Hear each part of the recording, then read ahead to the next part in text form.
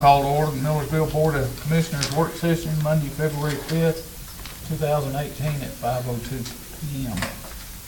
Item number 2, OHM advisory related to City Hall addition. I guess you're on since Bob is not here yet. Okay, I was basically coming up here to ask specifics as we're getting into the project about we've been up here measuring the building today, me and a colleague at my office, and we were measuring the existing conditions. And so we wanted just, with Karen leaving, I think Friday, due to surgery and being out. Yeah, I was just talking bad about you. I know, I understand. And we were just wanting to get input from the group, if there's anything special you guys were needing for the room that we utilize, that we're gonna be adding to the building. Things, just any input at all that we can pull out of you guys to help us with the layout, or things you want in the space and things like that. And open that up for discussion for this space. Unless, Bob, you got something else, that's where I wanted to get out of it. Have you had discussions with the employees and with the city manager? I'm certain that you have. Basically, what we've discussed is a raised dais, of course, that can sit up to 9 people because the planning commission is 7. An entrance from the back so that you guys can enter through the old portion of the building and not through the front. The same thing for the judge. And of course, the seat spacing, but that's all we've discussed. You know, there's things that we discussed today about maybe, having a specific wall or a specific area where we project things to so that everybody can see, or those types of things that they need to fit into their plans so that we have the right doohickeys and dimiflaches on the walls to accommodate all of the technology that we need. That's a hard one. I don't know where would you typically do something to project something, because you got people looking this way and you got people looking this way. To the You know, we side. could do an overhead projector. But an overhead from where to where? Maybe on a side, I know like how we were, I think at some point I've seen the projector up here on a stand and Going use that that way. wall. Is there something we can build up in, and we've done this in other spaces, in a grid that can either project when we're presenting this way or that way, that it can rotate and it's on a switch, so we can control it if we can plan it. Sometimes there's arrangements where you've got 2 screens running off the same computer feed. So you may have a large screen behind the commission for the public viewing, and then like the ceiling mounted TV that would face the commissioners. Yeah, that would be the only thing that I would do. That sounds good. Because you got people facing 2 different directions, and whether everybody can see And I it. know it's been difficult sometimes when we've presented where we're kind of presenting to you Sideways. guys, but to the public, and so finding the right arrangement, just those type of needs and things that you guys have dealt with and are going to deal with are the things that you want to add to the list of want list of what I'm looking for. Are there specific needs you guys are thinking about as we get into the design? Or some thought into how many people we would like the room to be able to accommodate, what the room capacity ought to be. You know, Tim, when we was up there at the school board meeting at time, you made a comment about that's pretty well what we need, because they were a step up and had the chairs around this away for And a half moon. Half moon, and well, the ones that went up there thought that was a pretty good setup like that right there. Nice. Yeah, as long as we could have a TV that dropped down with maybe a projector on the back of it that projected, well, I don't know, a projector that projects to a wall behind us that the public could see, and then a TV out here that we could also see. So everybody's seeing the same thing. And then, as far as the seating, I don't know how many people will fit into a room. I think the room needs to be bigger than what this room is. You would want that to be to have a half moon. I was thinking somewhere in the neighborhood of 30 feet wide and at least 40 feet long. This is what, 20 by 40? This away. This is 20 by 40. We've got 40 seats in here, 40 left over in the back. Yeah, probably. I But, think in my original meeting, I had written down 30 by 50 as a goal that we were Yeah. shooting for, yeah, something like that. What kind of capacity would that be? That's gonna gain us, we'd have to consider that with 2 exits, so yeah, we would take all into account. But once we start breaking this up into fixed seating, we can take those out, so we can utilize that getting in and out as an exit. All that, the raised area. yeah, to me, the thing with having the commissioners come in from the back, it was more geared towards the judge. I mean, I've never been a judge, but I don't know that I'd want to be just sitting here with, looking up at the people that's coming before the judge. I was, It's not really appropriate. and nowhere to go. I mean, you're here, they're there, you've got nowhere to go. A lot of, all the judges' benches in Sumner County, I don't know about Robeson County, they actually have bulletproof. Or behind the wheel. Behind the bench, yeah. And they're up high enough that the judge can duck and cover. Because that's even in general sessions. Yeah, that was the main concern I had with being elevated and then separated with a different way in and out. Didn't we also discuss partition going across here? Well, that's the separation. That was separate you're talking about? Yeah, the desk front would actually be what separates you. Or maybe with a podium, Yeah, they I go with mean, a microphone, and maybe Mike walk up too, if they want to say something to the commission. typically, they put it right in the middle. Yeah, But we discussed this several years ago about raising this up in here. It's hard to do here because of that door. It is, but we came across it, that's what we'd like to do. Eventually have a horseshoe or a Yeah. It was a semicircle, half moon we was talking about. half moon, raise this leveled up a Yeah, little you bit. could do it in here for the commission, but it won't work for the planning commission, there's too many people. Yeah, I understand, but this was just a Right. round table discussion, like, or square table discussion like we're doing now, work session. Yeah, but it was. And then, I think, we was talking about having a conference room off to one side of that. Is it possible that that conference room, the doors could be open, if it had double doors, for extra seating if necessary? Potentially, or even a sliding panel, Yeah. a sliding door, so that maybe. that's a it's good forward to the idea back. too, yeah, sliding It down. opens up to just increase the size of the room. Yeah, I mean, they might not be able to see everything, but they definitely be able to hear, for sure. And as far as the police department, I don't have any input on what they need, because I don't know what they need. And same thing with the front office ladies, I have no idea what they want. Right, we were just kind of focused on you guys and the commission chambers, the meeting rooms, the parts of the building that you guys would use regularly, your commissioners.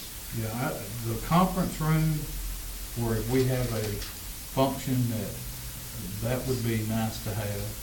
And then, I know the fire department is asked about a training facility that could be attached to the back of the building. I'd like to see that added on there with I guess, an estimate of what the cost of that would be.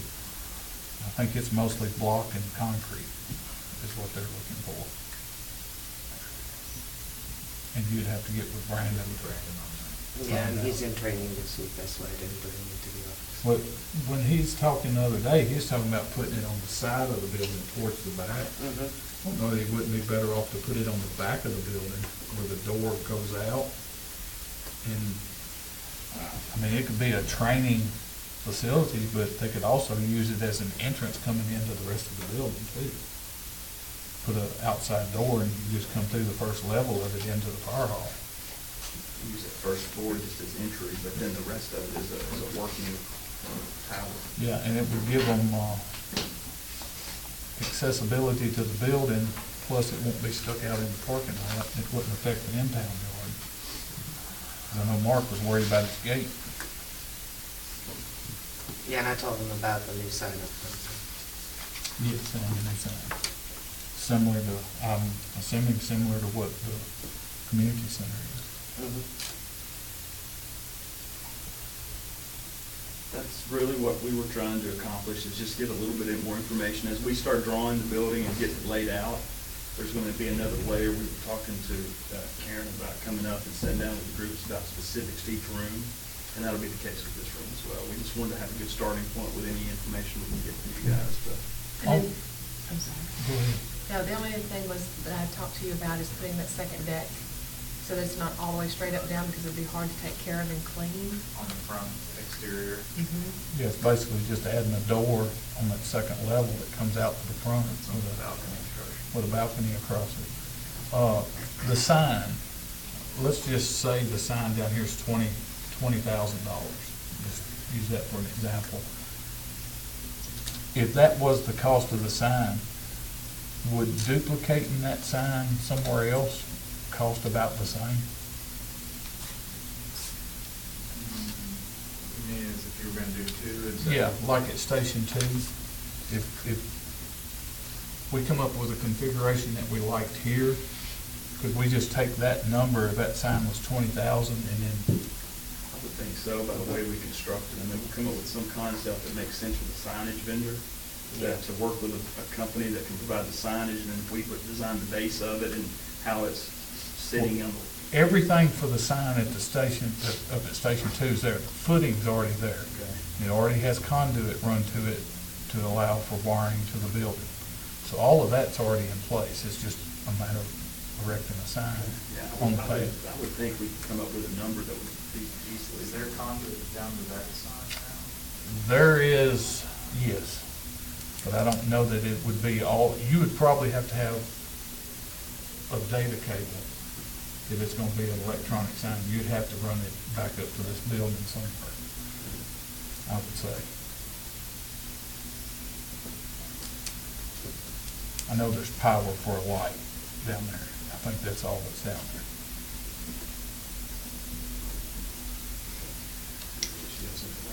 I don't. Anybody? Sounds good to me. Thank you all. Yes, sir, thank you. Mr. Mayor, can I ask you to do me a favor? I don't want to keep them too long for a general discussion, but something came up today, so can I Sure. interject?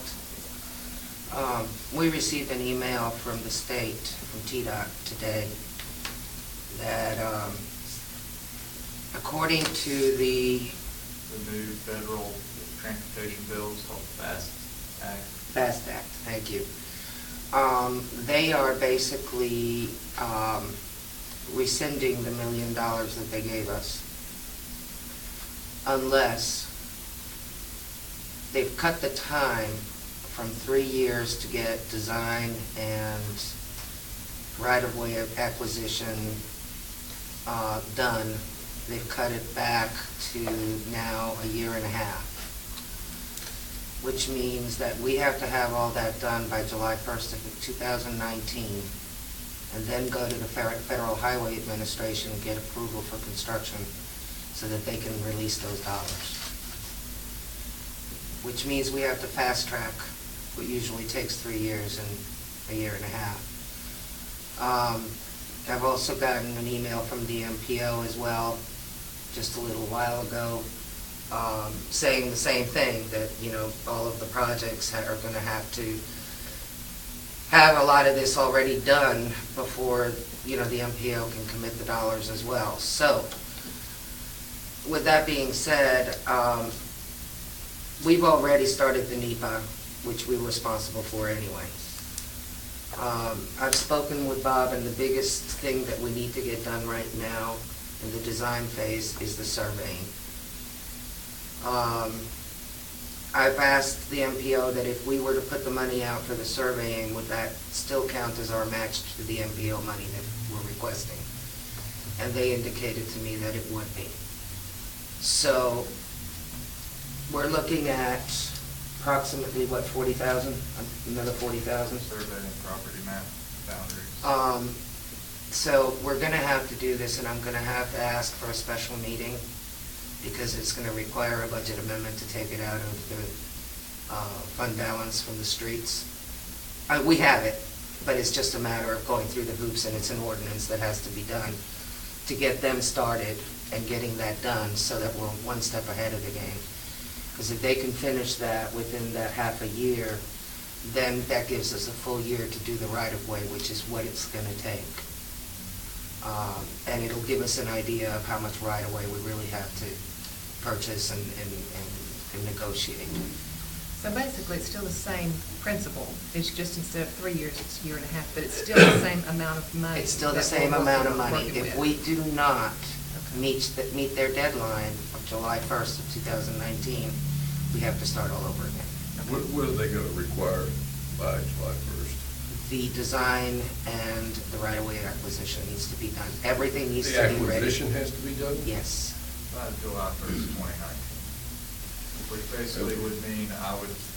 You my got an team- appraiser in mind to start appraising it? Well, so with it being federal dollars, there's a federal policy that the state has a set of guidelines for how cities can acquire right-of-way for federally funded projects. And you would have to, on a qualification basis, select 2 independent appraisers and a right-of-way negotiator.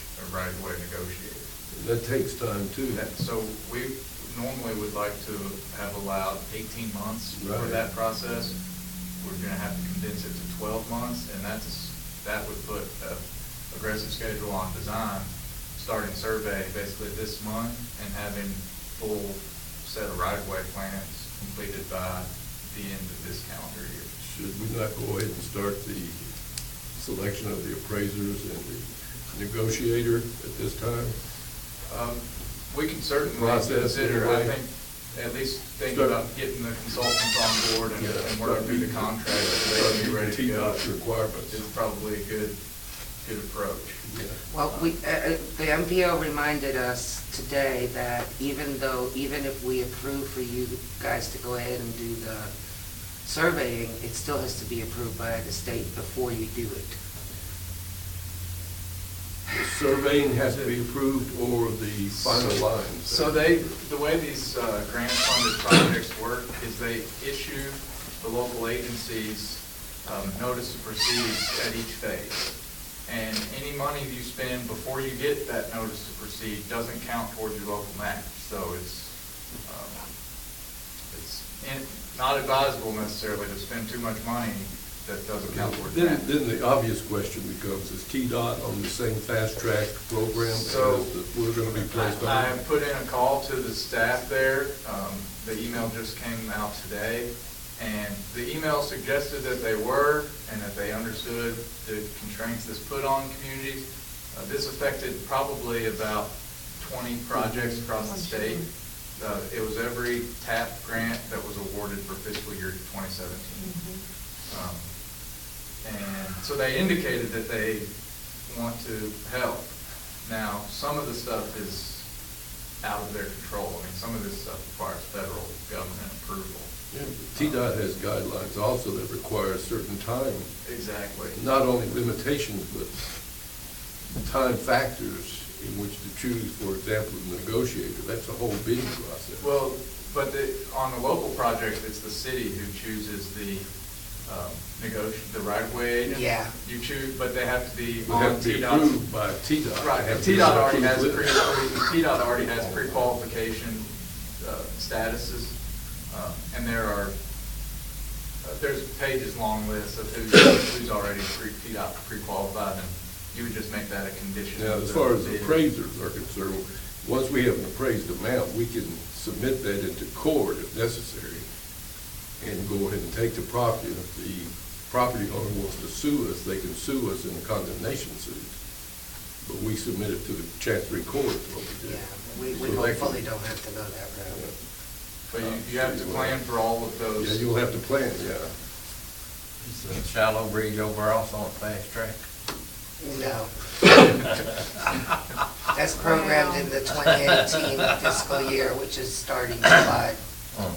So my question then is, are we gonna be competing with these other 19 cities, trying to get all this done as well? And They get all- the paperwork through, just like what they're doing? So we're all gonna be backed With up. the same then. amount of T-Dot staff that Well, you I should do think- it every I mean- 3 That's what I'm years. saying. I think furthermore, you're competing across the country, because this is a federal bill that's rescinding about $1.6 billion across the country. And if those, so right now, your funds are not necessarily set aside for your project. They don't do that until you're far enough into design that it's apparent that the project is moving forward. So what the requirement of the email that came out today is that the construction documents, the right-of-way plans specifically, have FHWA approval so that they will allocate. And once that money is put into a pot for Millersville to spend on this project, that doesn't happen until the right-of-way plans are completed. So can we get it done in the 18 months, so that the money is committed, at least committed? It's aggressive. It's July 2019, right? July 1st. So that's, I mean. And we're not gonna be able to get you the notice to proceed until we pass. I think what needs to happen first is Karen and I need to have a conversation with TDOT. Well, would it be advisable, since the federal government and the current administration are looking at increasing infrastructure spending anyway? That was what was addressed last Monday, and that was stated several times in the State of the Union address. Would it be logical for us to consider waiting until they get that worked out? Because Congress has not passed any kind of highway bills except on a temporary basis for the last 8 years. And now, from my understanding, the administration, the current administration is pushing Congress to establish a permanent infrastructure funding mechanism. The option to defer is certainly still, is worth considering. The NEPA document, which we're planning to submit in April. We'll have to do that anyway. Would have to be done anyway, and it's valid for a period of several years after, I don't know specifically.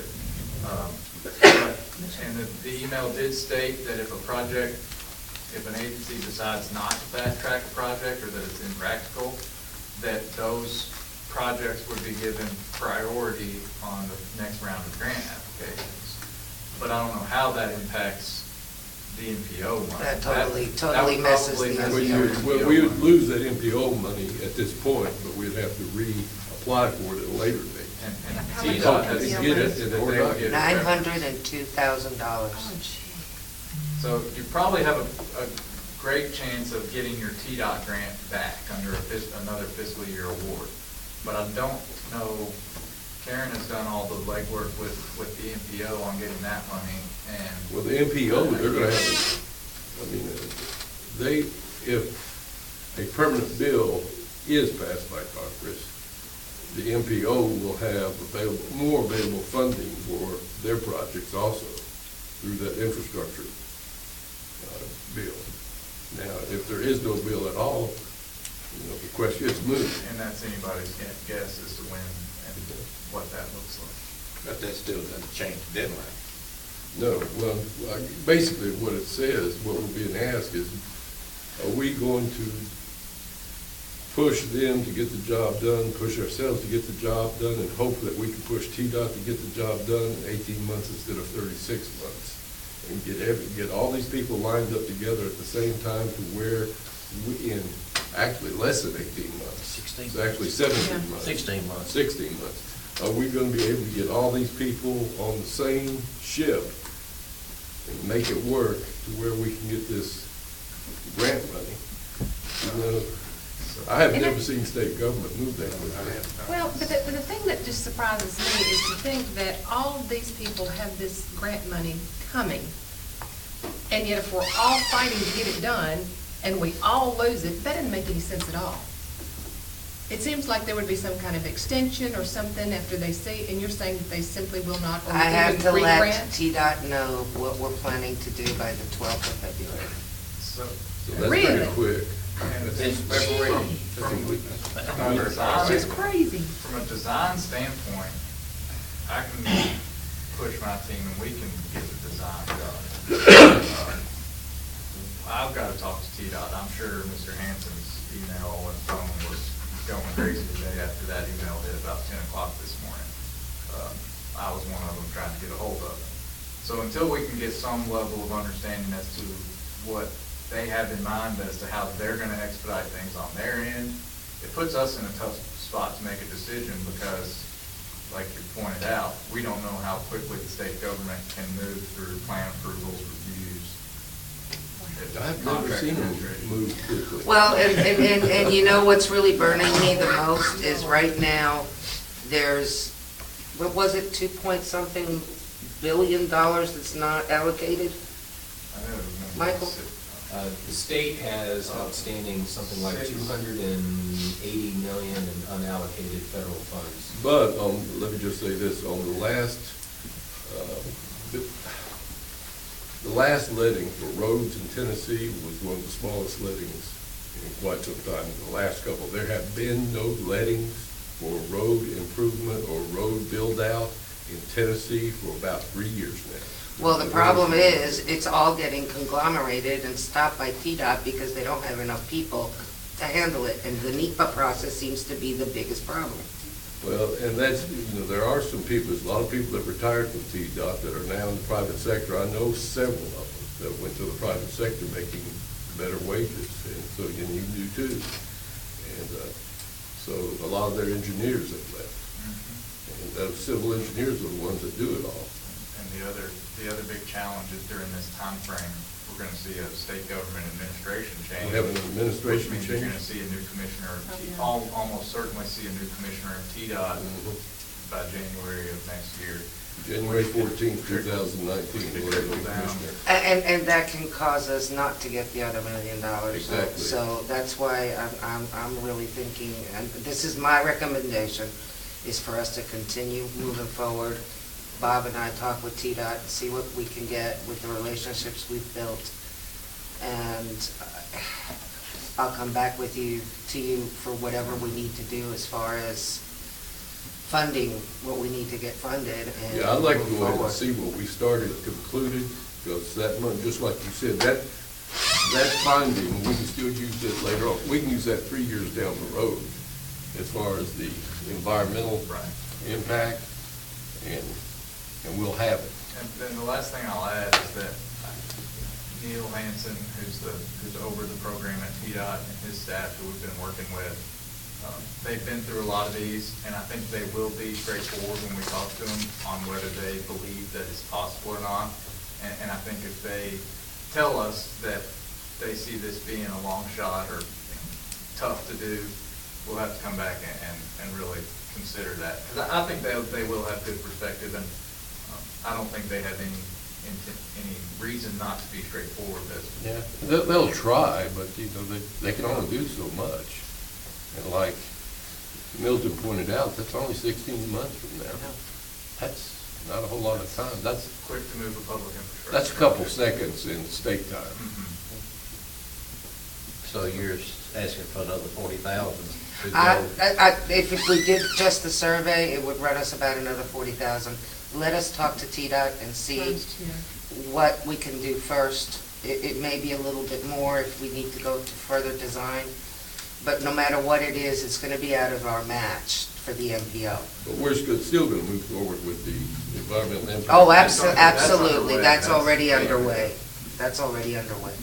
So y'all are gonna talk to TDOT Yeah, and if I have to call a special meeting, I will, if that's all right. and with them. get a lot more information, and then we'll all meet again and take action whichever way we need to. Yeah, because it's gonna have to be done by ordinance anyway, and that's 2 readings, and there's a specific amount of time between them, so you're looking at mid-March before we can actually give you the go-ahead to start. I know. No, I think there's only gotta be 15 days between the readings. Oh, I know, but we're almost at the end of February. No, we're not. No, we're not. February. Oh, my God, oh, my God, oh, my God, oh, my God. Yeah, we can get it done by the end of February. Yeah. Yeah, I'm sorry. You could I'm sorry. actually have a special call meeting at the end of this week, say, you can have the second reading at 10 days away, but it doesn't become effective until that 15-day period. You can have the meeting the day after you have the first reading, but it doesn't become effective until 15 days. You pass. gotta have a public hearing. So if the- Right, you have to advertise all it, but what I'm saying is, you can have the meetings closer than 15 days. but it would not be effective until that 15-day period elapsed. If you approved it 10 days after the first meeting, Okay, so with it a might be public hearing, approved by you'd have to the wait end of 5 more days before it would be official. Long story short, we're looking at, you said the 12th is the date that TDOT wants an answer, today's the 5th, so that's 7 days from now. Yeah. So in 1 week, TDOT wants an answer from us. whether we want to move forward and try to get it all done or not. And we'll know more, Now, I'm hopefully, if pretty we can sure reach Neil that, tomorrow. on the 12th, we can say we want to move forward and try to do it, and then change our mind later on. But if we say we don't want to do it, we won't be able to change our mind. Exactly. And I think the earliest that we could give him the go-ahead would be the end of this month. But But I'd that like would to give do you that. 16 months. What TDOT feels the odds are, and I'm sure there's gonna be several communities that are gonna back out, like we're considering it too. But it depends on how far along they are to begin with, and there's maybe communities that have started, a year ago on some of these projects. And now, then they got funding, and so they're in a good position to They're in a take second phase or something. Yeah, they're in the like second that. phase. We're not even in we're I know. beginning the first phase. So one that was in a sixth phase, Oh, yeah. phase 6. So the one in the Phases, sixth is it? phase, Oh, well, she's talking about the project that, say you were doing sidewalk all okay. throughout your whole city, and you do different projects. I got It's you. called one of those things. so there's, So y'all gonna talk, find out? Yeah, and once I have more information, I'll call a special meeting. Okay, I will be out there on Friday and Saturday. you got Well, if telephone all numbers. goes well, I won't be here Friday either, so I will call it before that.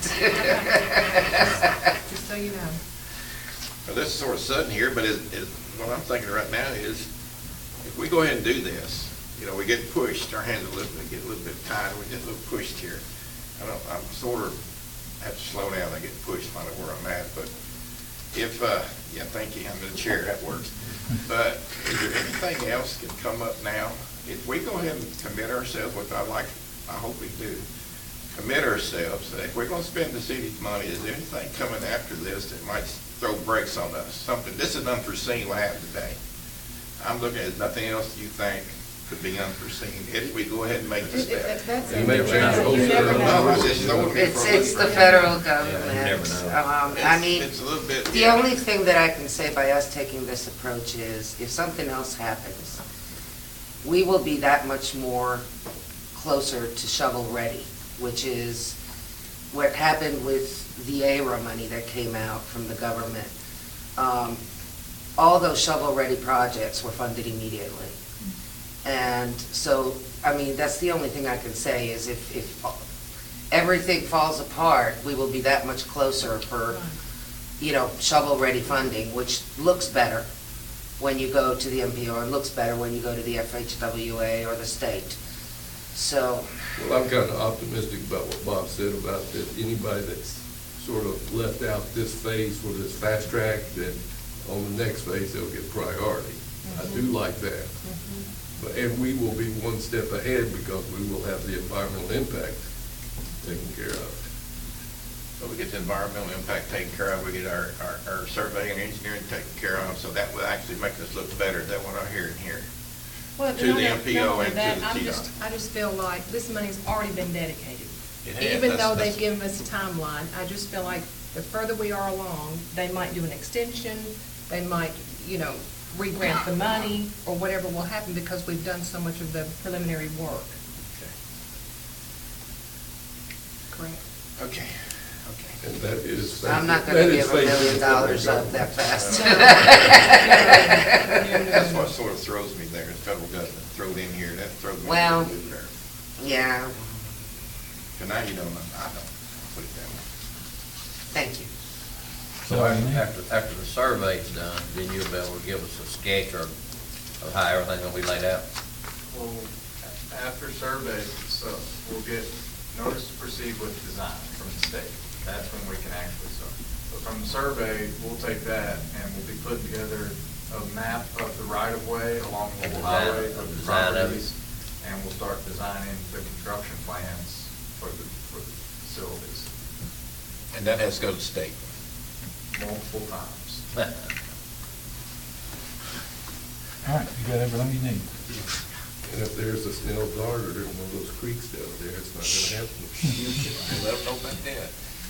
All right, item number 3, discussion related to contractual building official services and ordinance 17-688, amending the budget. This is going for second reading, the final reading at the next meeting. It's already gone through first reading. It's just here if you need to look at it again.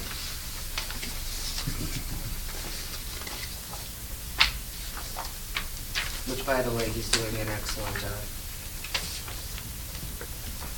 Anybody got any questions? Is this 688 that we was talking about? Yes. Yes.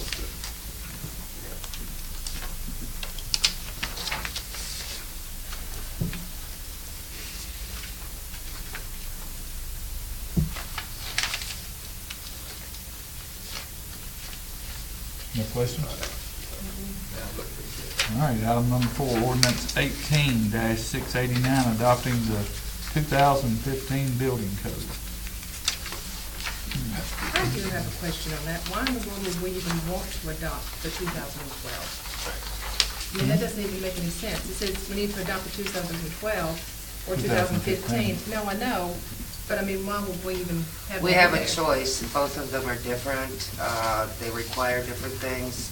The 2015 is the closest to the 2006, which we currently have. A lot of people opted to do the 2012 because they liked it better. We're recommending the 2015. And we're opting out of certain chapters of Okay. What are we opting out of? What? energy code is one of them. Energy code is one of them. And what? We're adopting the 2009. There is a lot of restrictions on the energy code that affects residential building. It raises the cost of building a house tremendously. There's tests and other stuff that has to be performed that. Well, if you look at Exhibit A, and I had Tony go through this because this was originally prepared by Thomas before he left. So I asked Tony to look at it, and he added a few other things that we should be exempted from. But if you look at Section 1831 in the first page, you'll see amendment to the 2015 IBC. We are deleting the Chapter 11 of accessibility and replacing it with the 2010 edition of the Americans with Disabilities Act. We're deleting all of the other appendices. And there's D, which, if anything's adopted contrary to ordinances in existence from April 20th of 2010 shall prevail to that extent. So we're trying to take the code and just either replace or opt out of certain things. In this case, it's the Accessibility Act. We're not opting out, but we're adopting a different year. The electrical code, everything that's crossed out is we're taking out because we go by the state code. And the state actually does all our inspections for us, so we don't need to adopt that. International swimming code, swimming pool code.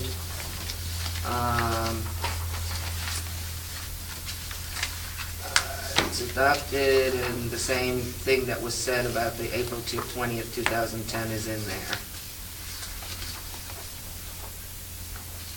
That hadn't changed. No. We're inserting the city of Millersville in the, What's the fuel gas code? I want to know what that is. I was reading that, and I still don't know what that is. What is the fuel What? gas code? wait, hang on, I haven't gotten there Okay, yet. I'm sorry. When you get there, please stop. You're getting ahead of me. The International Existing Building Code, we're inserting the city of Millersville. We're inserting January 5th of 1982. And again, the same thing about if anything is contrary to ordinance's existence since April 20th of 2010. Fuel gas code. We're inserting city of Millersville. We're inserting civil penalties, $50 per day the authority of the Court of City of Millersville if anybody violates it. And we're inserting less than $50 or more, $50 per day. I'd have to have the full code book in front of me to be able to tell you exactly what that is, but It's okay. we're inserting it. We'll stop by the office sometime. If you want me to interpret building code, forget it. No, I'm just kidding. We got Michael for that. I let the experts handle this one. That ain't Michael. Okay. We're amending section 18181. Okay, so Karen, I don't mean to interject, but so who did review this? Our building official. Okay, our building official Yeah. did, He okay. has more certifications than He knows anybody in the exactly state. what he's doing. We had to delete the two-family automatic sprinkler systems because TCA code, these are things that he put in. Okay. Because the TCA says, the code says otherwise. Townhome automatic sprinkler fire systems, a pen per fire marshal, again. Energy conservation, shall regulate the energy efficiency, that's another thing that he put in there. Delete chapters 34 and 43 of the IRC and replace with the addition of the NEC as adopted and enforced by the State Fire Marshal's Office. And delete all other appendices. These were things that Tony put in there. Because the NEC or the State Fire Marshal's Office or the TCA have precedent over it. The International Mechanical Code,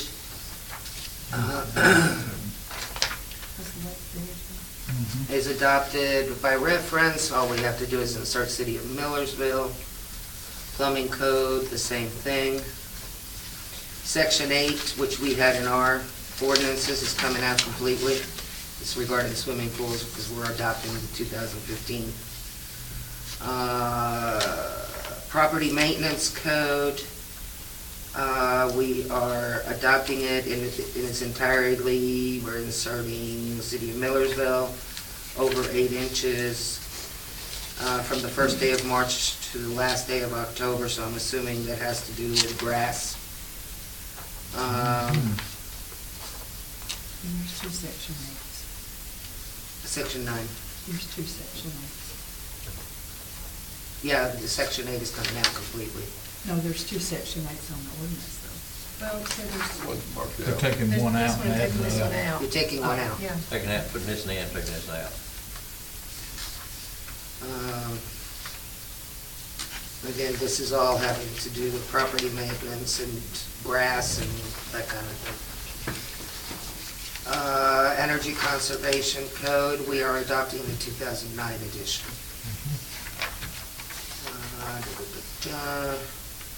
International Fire Code, again, inserting City of Millersville and the penalties for the violation, it goes to the city court.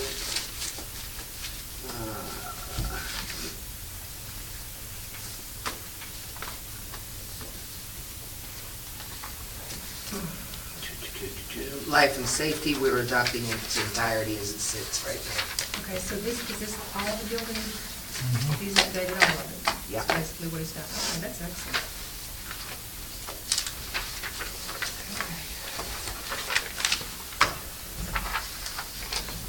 Anybody got any questions? Nope. All right, item 5, discussion related to the new development services fee schedule proposed resolution 18-R-01. As y'all requested last time, Michael has put together a side-by-side comparison. Easier if you have any questions.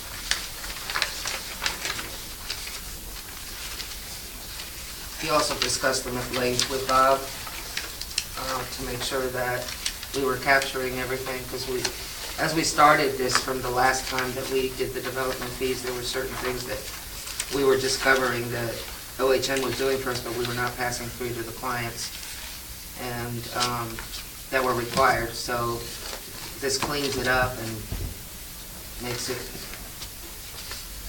more viable. This is the one that Michael presented to the planning commission. With some slight modifications, yes. We expanded and detailed and broke down a couple of sections. In particular, I worked with Jerry Schrader about inspection fees, particularly for the public infrastructure components of projects. And we felt that it was important to add those in. So you'll see those, that's a new portion. And again, that's why we do this by resolution, so it can be tweaked along the way if we need to. But I do appreciate you doing it side by side. Yeah, it makes it Reviewed on, because you could definitely see several items that were needed that we didn't even have at all. On that major subdivision plat with more than 5 lots, you got an NA. Hang on, let me take a look at mine. Our current is $350 per plat, plus $10 for each lot, over 5.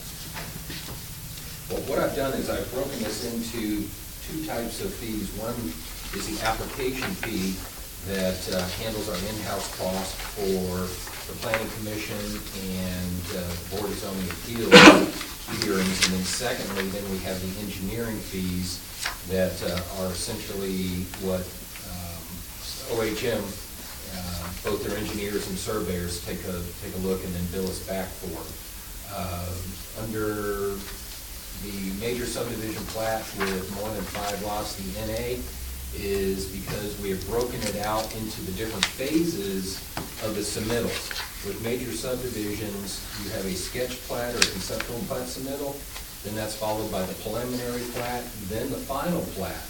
So there are multiple steps and multiple reviews along the way. So instead of having just a single fee for the 3 different components of the submittal, now the submittal is individually charged. That's better anyway. And that is in line with most of our sister communities out there too. They don't just have a one-time fee. They charge fees for each individual step of the submittal and review process.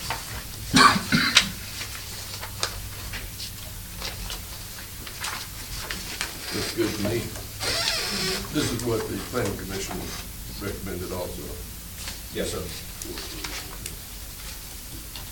Anybody got any questions? All right. Item 6, discussion related to take-home vehicle policy. This is what we brung up, or what I brung up in the last meeting. And rather than me explain it to y'all, I'm just gonna get Mark or Dustin or somebody back there to explain it. That's fine. How come up here so I have to yell across the room? And neither do y'all. What actually got this brought up was a few weeks ago, I was talking to the mayor, and I was telling him that I would like to see this change to within reason. We had an incident, or I did, it was on a Saturday night, which Saturday happens to be my day off. My son's truck is broke down, so he's having to use mine. My wife, as most everybody here I think knows, works for EMS, and she's up here at Station 2. It's where her hall is. It happens to be in the city. Well, I live 2 miles from that hall down Bethel Road in the city. Traditionally, when she's working, she always cooks dinner. I always go eat dinner with my wife. On this night, I had to tell her I couldn't come eat because I had no transportation from my house to the fire hall. The only thing I had for transportation in my driveway was either a John Deere tractor, which 20 degrees outside was not a really good option. I could walk to the fire hall, which again wasn't a really good option, or I had my city vehicle in the driveway. Of which, me also responding with the fire department on calls that they have when they need me. If I had been paged out to a fire call, I could have went. But me just going to the fire hall to eat dinner was personal business. And our policy is that we are not allowed to use our city vehicles for personal business. And as I had mentioned to a few other people, a couple of commissioners included, that said they thought that that was kind of ridiculous, that I couldn't take my vehicle 2 miles down the road in the city, knowing that if a call come out, I would respond to it. I said, well, it doesn't matter. The rule is you can't use it for personal business, period. to me, that's not really a personal business. To me, you're leaving your house, go to the fire hall, which is part of your business, correct? He's leaving the fire hall. At the time I would be leaving the fire hall, it'd be go to eat dinner, which is not personal business. Oh, I thought you were going from your house to the fire hall. Well, that's where I was going, but it was to eat dinner, not to answer a call or anything of that nature. The purpose for going there at that point was to eat dinner. It was personal business. So with that being said, the mayor told me, he said, well, I don't really see that there's a problem with it. And I talked to Ms. Miller, and she said she didn't see there was a problem with it. I said, well, as long as it is the rule, if I do that, I'm breaking the rule. We had a situation, well, today, in fact, me again, I had cracked a tooth the other day and had a dentist appointment at 9:30 this morning. Well, I usually always come in at 7 o'clock. My dentist is Dr. Griffin up on Highway 76, right there at White House. Well, to go to the dentist, I came in at 7 o'clock. I left at about 7:45 because I had to go back to get my personal vehicle, warm it up, took about 10 minutes, drive it to White House for my dentist appointment, then go back to my house, drop that vehicle off, get back in my city vehicle to come back to work. When I'm in a response area from You're on there. the clock, you're on the clock right now, right? Well, I'm salary, I'm on the You're- clock your all the day. time. You're on your day. Yes, sir. Okay. So that was what got this brought up. And please, everybody here, I want to understand, this was not brought up in any way with any desire to want to use my city vehicle as a personal vehicle to be driven all the time off duty. It wasn't for that. It was meant to, under conditions, to be allowed to, and of course, as the mayor put it, there's really four of us. There's myself, Brandon Head, who's the fire chief, who's also salaried, Mark Lloyd, he's the assistant fire chief, and of course Dustin, he's my lieutenant, only because we don't have an assistant chief position, but that's basically what he is. We all respond to anything with the city that comes up we're needed to respond to. And the question was, or request from our behalf was that this rule kind of be less restrictive, if that makes sense, to where under certain conditions we would be allowed to.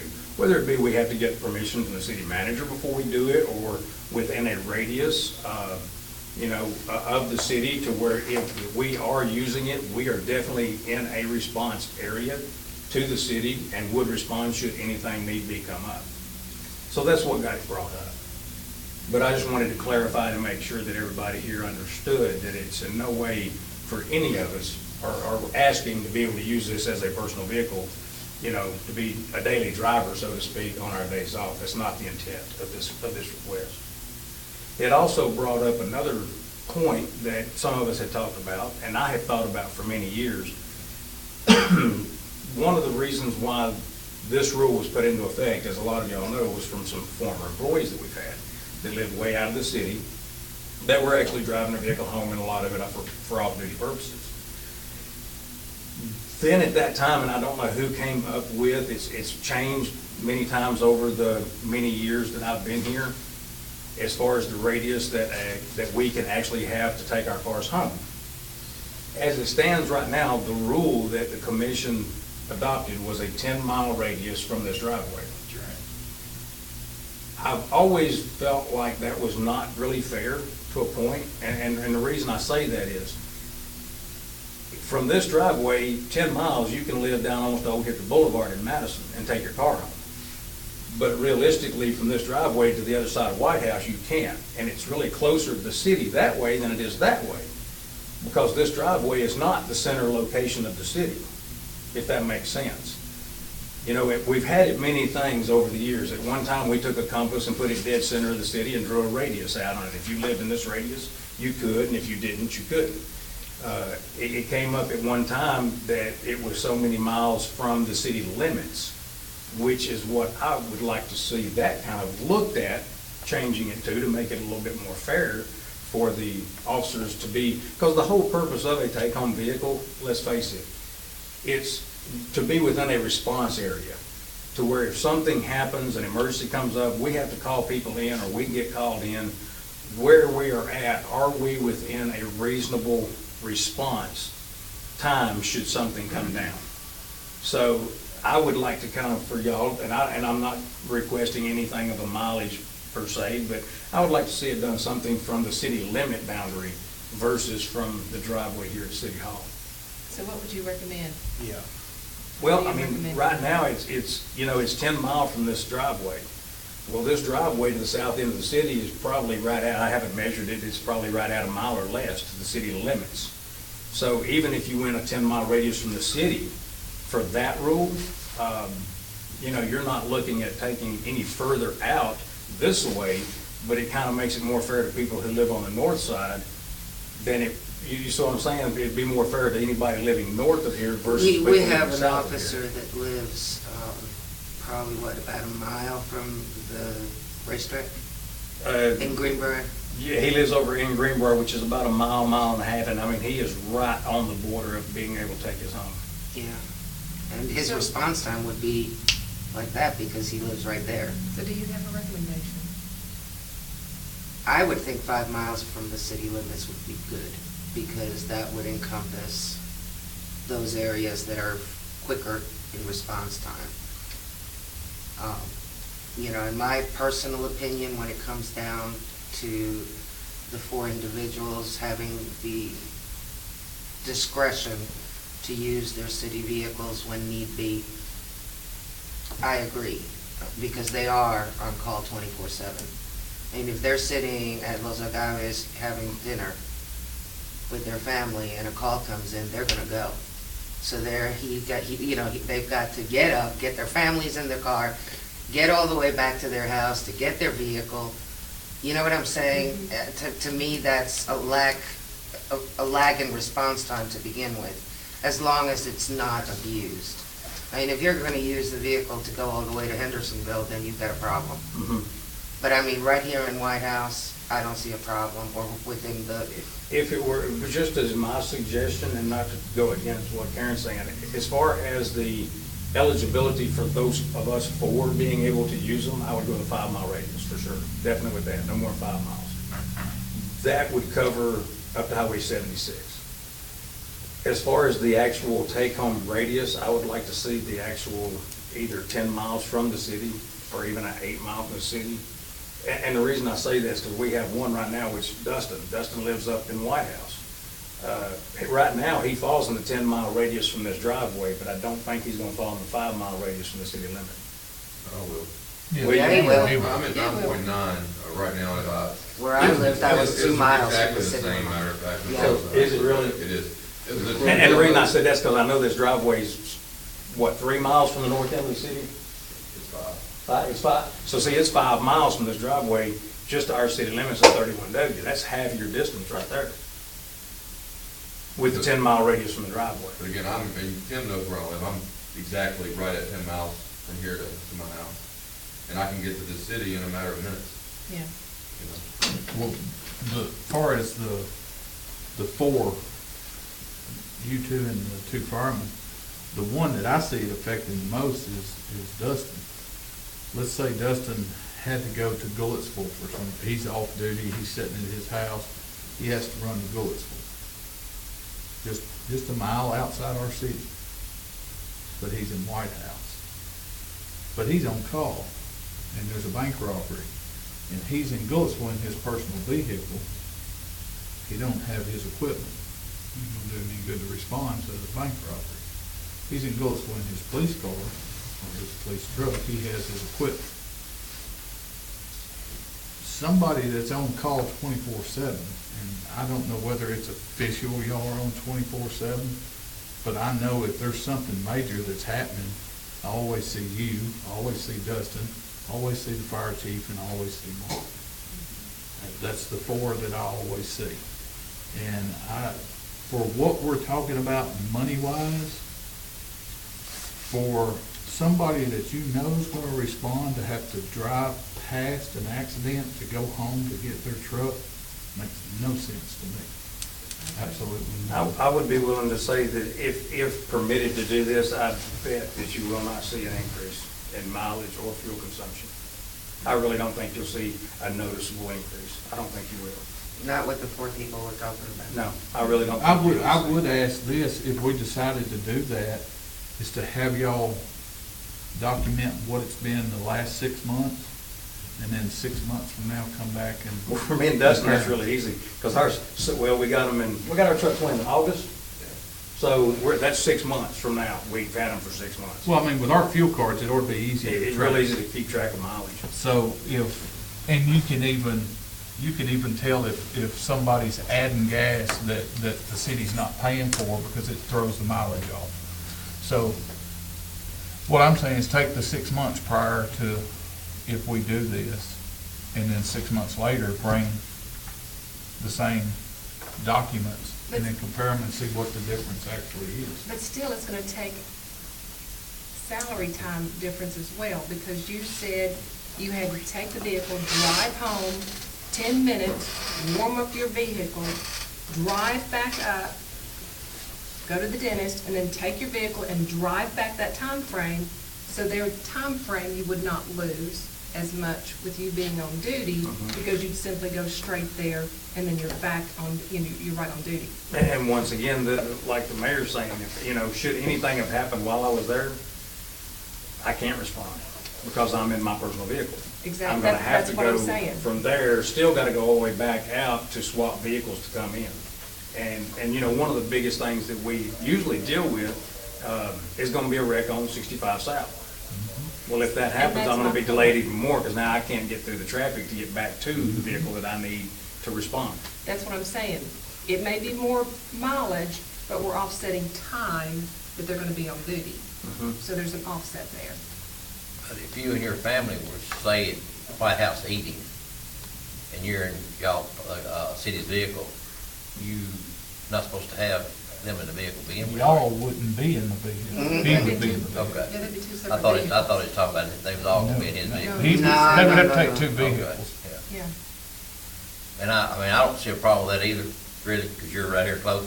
But let's say you're gonna go to Franklin down there to go out to Yeah, eat. that wouldn't make Yeah, sense. That wouldn't make any sense. No. Using Dustin's, thank you. Using him, for example, he lives in White House, he's gotta go to Gulfs or Walgreens down there. Okay. Something like that, I don't see a problem with. But if he went to somewhere, like I said, Franklin out there, that's a different issue. Well, you're not gonna respond. It's gonna be hard to respond Yeah. back from Franklin or Yeah. something like that. But I mean, I know Dustin, I think he's a good judge of character and stuff. So but that was, I wanted to explain what it was and to let Yeah. everybody know that it's not a request to be able to use it as a daily driver or anything like that. It's just, there are circumstances, however, to fall within those circumstances, you're violating a rule. And, we don't want to violate a rule. We would rather see or request the rule be changed than we had just to violate a rule. I mean, that was the purpose. I honestly think the one that's gonna affect the most is Dustin. The other three of you live inside the city. That 5 mile off the city line will be okay. Oh, yes, sir, I'm within 5 miles regardless of how you look at it. I think the big thing for me is say I'm working and I need to go to the doctor in White House and I take an hour off, I have to go home, get my vehicle, then drive to the doctor, then go back, it's actually costing the city more money Exactly. because I'm going further. So what do we need to do to change this? Do we need Take a to bring vote it at the regular meeting. to the regular meeting? It'll go on the next regular meeting. So are we then recommending them the 5 miles from city limits? Is that what we're saying? For the 4, yes, that's what I would say. Okay. And then if we're gonna change the take-home vehicle, I'm not good with the 10, but I would be good with 8 from city limits, if we're gonna change it from this driveway. Yes. Everybody, who you talking about now? I thought we said 5. 4 or 5, I mean, I'm just, I thought we said We're still 5. talking about the 4. No, we're talking about all the rest of officers. all All officers. officers Okay, so. within 5 miles of the city limits, wherever 5 miles within the city limits, wherever the city limits are. Understand, but you brought up 8. What I was thinking, we're talking about 4 people right now. No, No. we've gone through We've that done that. already. We're Yeah. We're done. talking about We finished the that. take-home policy. So now we're on everybody, all the Yes. officers and. Officers, I guess it would be. And you said 5 miles was good within the city limits, from the city limits, right? I think for us 4 or 5 miles is good. I think my opinion is for the officers, if you could get 7 or 8 miles for them, that would benefit them quite a bit. I actually think we would get more people applying as well whenever we need officers. Yeah, if you do 8, you're not gonna change the ones going that way that much. You'll change the ones going this way It a just brings little. it in more to the north side to make it fairer from Yeah. a distance. 8 miles would be very reasonable. Where does Anthony live? Because he would fall into this as well, wouldn't he? No, he takes the vehicle home when he's on call, and that's just the way it is, it's always been. Okay. You're one that lives, The only other person that it would affect would be me, is there somebody that lives Well, in you Cheatham live in the County? city. but I live in Oh, the city, so it doesn't Mom matter. still live there? Ashland City. Ashland City. So I mean, like I said, I'm good with 8 we're and saying 5, but it's up to y'all. That's my opinion. 85 would be great. Well, we can put the paperwork together for the next meeting. I won't be here, hopefully, but I'll put the paperwork together, or Colin will. She knows what we want. What's the longitude and latitude of the center of the city? Oh, Lord have mercy, It's a Minutes dot and on the map, We need minutes and seconds. What is it? just like that. I have no idea. I'll look it up in It should be- Wikipedia. it should be about 86 something. Wait, Michael's looking it up, look at it. 8636. All right, we done with that one? All right, discussion related to second surgery for the city manager. Y'all wanted this tabled until Miss Bonnie was here. If things go right, and I won't know till Thursday, I will have surgery on Friday. There's a slight chance that they may have to cancel surgery depending on test results on Thursday. And if that happens, I have no idea when they're gonna move it for. Is this the same surgery you had done on the other day? Okay. But based on my recovery from last time, I'm asking for permission, if everything goes well, and I do have surgery on the 9th, if you will allow me to work from home for 2 weeks once I get it from the doctor, like we did last time. I don't foresee any difference from one surgery to the other, but that'll give me a chance to not only work on those other 2 grants for the recreation, but also to get started on budget. So, that's all I'm asking for. 2 weeks, and when was your vacation? I'm taking the rest of it vacation. So if you need more than 2 weeks, you're taking off your 3 weeks of vacation? Yeah. Okay. But tonight you're asking for 2 weeks from us, okay? 2 weeks to work from home, Yes. and if necessary, for 3 weeks of vacation. No, I'm still taking my vacation. I have to take my 2 weeks of vacation for the first 2 weeks. So I'm asking for 2 weeks from working home. If I need a 3rd week, I'm gonna have to take another vacation week. Did we not do it last time that before you had a note from your doctor? Yeah, saying that's you what could I do said, that? yeah, I'd have to get a good And note, yeah. As long as there's a note from your doctor saying it possibly could, and you're not on any kind of pain medications that would deter you from making, that's what I'm talking about. You know, but, you know, I don't see a problem with it, just you need to stay on top of the day-to-day operations. And that's kind of be hard to do at your house unless someone really keeps you really informed. But, you Oh, know. they do. But yeah, I mean, as long as doctor clears you, I don't really see a problem with it. You know, she was cleared the last time, and she That's what I'm did. saying, as long as she's cleared from the doctor, you know, saying, everything's fine and she's not on any kind of medication that would change her decision-making, you know. Yeah, and the department heads kept her well informed. Yeah. Last time. That's all I got. What about sick days? Do you have any, what are your accumulated sick days? The 3 weeks you guys gave me. I'm That proposing to became- take 2. If the doctor lets me work from home, I want to work those 2 weeks. We give you. And keep- He asked about sick time, you're talking about vacation. Oh, we're sick talking time, I sick don't one. have any accumulated right now. Is that per month? Was it 2 days? Mhm. A day a Was it month. a day a month? We give it a day a month. 12 days a year. All right, anything further on that? All right, general discussion. That newsletter? Yeah, the only thing No. I've got is the No. newsletter. Okay, then it'll go out. Okay. Well, has everybody read Everybody know what that is? Mhm. For y'all that don't know, it's basically an article. There's some people or a rumor going around about de-incorporating the city and unincorporating the city. Yeah.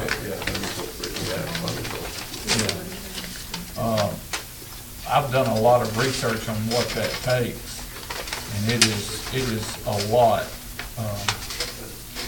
Before it can even get onto the ballot, it requires a 33.33% petition. So in Sumner County, if you've got Of the 2,100 residents. of the registered voters, so somewhere in the neighborhood of 740 votes in Sumner County, and then 33 1/3 of the registered voters in Robertson County. It has to be accompanied with a plan of action of how every service in the city is going to be taken care of. Then it has to have 2 public hearings, and then it would go on the ballot, and it would require a majority vote. And it's a process that can take anywhere from a year to 10 years after it passes, just to unincorporate the city. Is it 1/3 of the vote of the registered voters of the county in Of which the the city. city is located, or the city? The city. Okay. So if we have, like in Sumner County, we have 2,200 registered voters. You gotta have 33 1/3% of those on a petition, accompanied with that plan of action. And that's not gonna be cheap based on what. The plan of action has to be certified by engineering experts or anything like that? It basically has to be a document that says how you're gonna provide police protection, fire protection, sewer, Has to trash, be put together by a certified city planner, anything manager. that the city provides. How are you gonna pay your debt off? How the debt's gonna be paid off, which it wouldn't be tax, but it would be a bill to each citizen, I guess. So like subscription costs, like before Hendersonville was annexed, they had subscription. I don't know, from, That's only before they became a city back in the 50s and 60s. the research I've done is, if you lose your fire protection, your insurance is gonna go up, which is gonna affect your house note in most cases. You lose your police protection, you're gonna be waiting on Sumner County Sheriff's Office to respond, because that's who would be. Sewer, it's just whoever, there's private companies out there that deal with sewer, but they're not gonna do it at a break-even rate, they're gonna make money. So there is a lot that would have to go in to that ever getting on the ballot. And we Could just- Goodlettsville then come in and annex the city? Nope. We're not in their growth boundaries, and you can't just annex. White somebody. House couldn't annex No. it either. Only if every resident agreed to be annexed by one of them. So the growth boundaries of the city of Millersville would become the growth boundaries of the respective counties, is that correct? It would become county. It would just become county. But, And then if, say, Goodlettsville wanted to expand their growth boundaries, they would have to go through whatever necessary planning it took to do that. didn't White House ask to restrict their growth boundaries? They want to shrink. They want to restrict Yeah, their growth boundaries? yeah. Yeah, They want to shrink theirs because of their sewer. right. Their discharge point won't handle anything else. How would you have any idea of how our sewer capacity, our sewer system would be? Doesn't White House piggyback on our system? No, Who does? White have House is their their own own, they have their own treatment system. They discharge in the Red River. Ours discharges in the Cumberland River. You have to have a water supply that allows Who you to would take treat. over the sewer system? Would have to be a private enterprise? Private Like I said, enterprise. State, State, Uh, county. County. county doesn't provide those services though, so they may approach Goodlettsville and have Goodlettsville take it over and, you know, either way, they're gonna, We currently pay a fee to Metro, right? and And Goodlettsville will Goodlettsville. pass through. And Goodlettsville. Yeah, we pay a fee to Goodlettsville just for our sewer to run through their lines to get to Metro. I know the only city that's ever done that was over at Lakewood. Yeah, But that's a little Lakewood's bit in Metro, different. but- That was, they was Metro, so basically, Metro was already there, they was already part of Metro, but there was a city like Goodlettsville inside of Metro. So the services was already there. They were, Lakewood's a satellite city of metropolitan government area, and it's a different process than Sumner and Robertson County, which we're not metropolitan. I talked to the lady at the election commission, she called the state because she didn't know, and then she got back with me. Basically, she said, you take everything that you have to do to incorporate a city and just put it in reverse. You have to do the exact same thing to get unincorporated. And it is gonna be very, very costly and time consuming. Oh, it's been It's not the done. city's responsibility to bear that cost, is it? No, it's whoever. Who's ever petitioning it? Whoever does that, if they decide to do that petition, they have to gather the signatures, they'll have to get them verified, and they have to have that document to go along with it, that plan of action to go along with it, and that's gonna be costly. They will have to do their own public hearings, wherever they decide to do them, they'll have to do their public hearings. And then they have to pay any cost associated with getting it on the ballot. So it's quite an adventure. Would they be responsible for satisfying the indebtedness of the city? Yep. The petitioner? That's what I was saying, whatever the cost of maintaining the sewer, any debt, police, fire, whatever, time you do all of those costs, the little bitty amount of tax that you're paying in the city is gonna be small in comparison to all the fees that it's gonna take. The sewer's gonna basically at least double.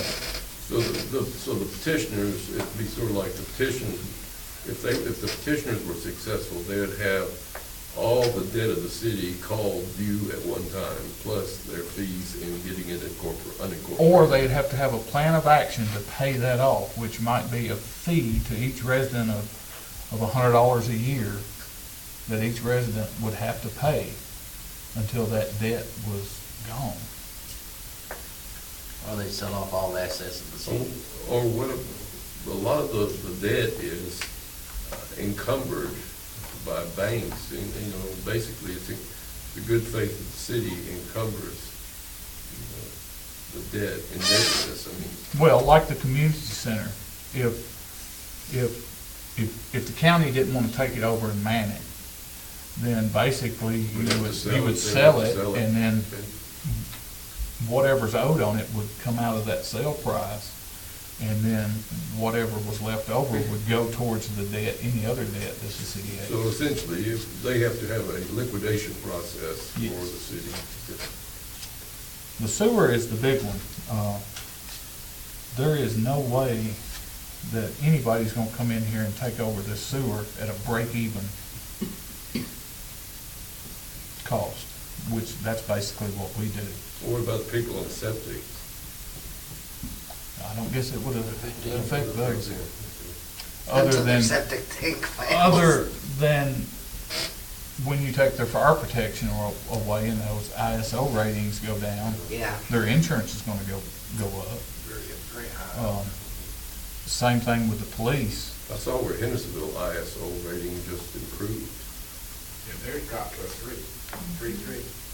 So, and I think we are as low as a volunteer department can go. We're at a 4. Until we get some kind of paid fire department, we're about as low as we can get. Not as low as we can. Well, I mean, the ISO rating, which determines your insurance cost, Correct. we are lower than some paid fire departments because of the equipment that we have. So, We'd have to sell all that, they'd have to sell all that equipment.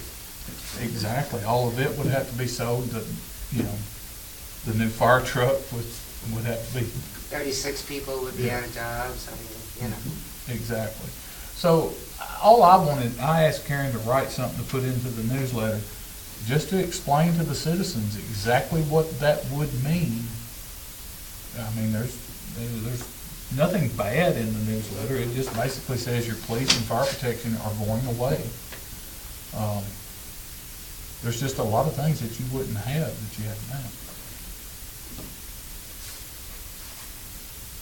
That's all I got. Well, I think it would be kind of foolish to unincorporate the city. Oh, I would agree with Yeah, that. I would too. Anybody got anything? I've got one other question. On these fees, where it's got temporary construction office trailer, Yes, sir. we've got a business up there that's been operating off a temporary construction trailer, temporary electric, for how many months? You know, and still doing it?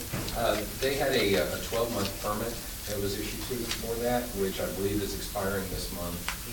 So they've had a building permit? No, sir. That's the That's change what- that I'm proposing, is that a temporary construction trailer is tied to the issuance of the building permit moving forward. Should be a safety issue the way that court is going through that. Well, yeah, that's what I was thinking. They're operating off a temporary out there next to the road for the extension cord. For the extension cord run through the fence. And they've been doing that for how long? What, year? Or longer, more than a year. I'm not aware of their Yeah. electrical connections. This is something that I was looking at regarding commercial site planning. Yeah. So really that tied to it, not so much a code or an IBC violation or a state electrical violation. That honestly, that with all due respect, that's not my expertise in my department, so.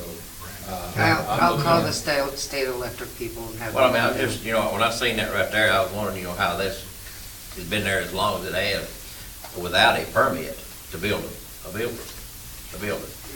The temporary thing is good for a year, and they can get 6 months extensions after that.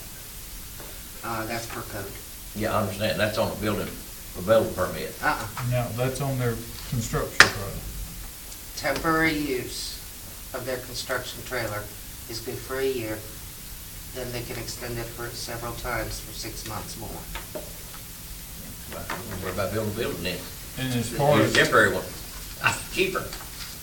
as far as the electrical, the city doesn't have anything to do with any No, electrical exactly. I things understand, but anyway. it still, to me, looks like a little bit of a safety issue with a extension cord running through a I'll chain have- link fence.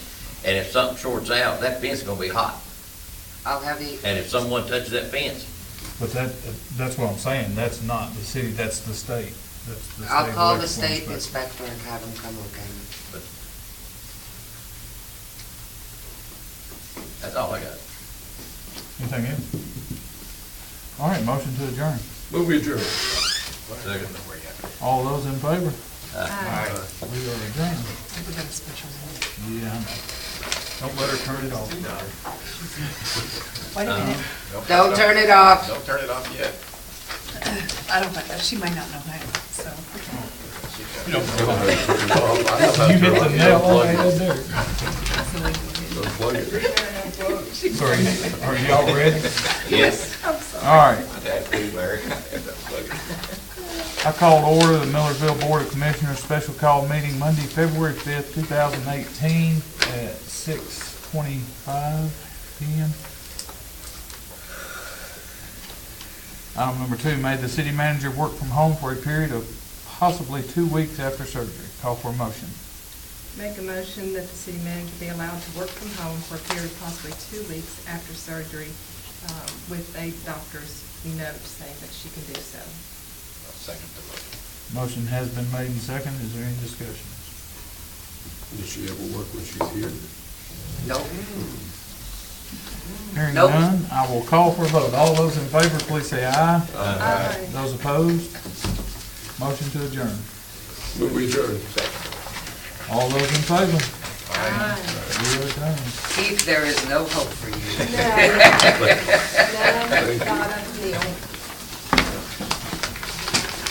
You already knew this, didn't you? Yeah, my parents told me that long time ago. I'm always busy.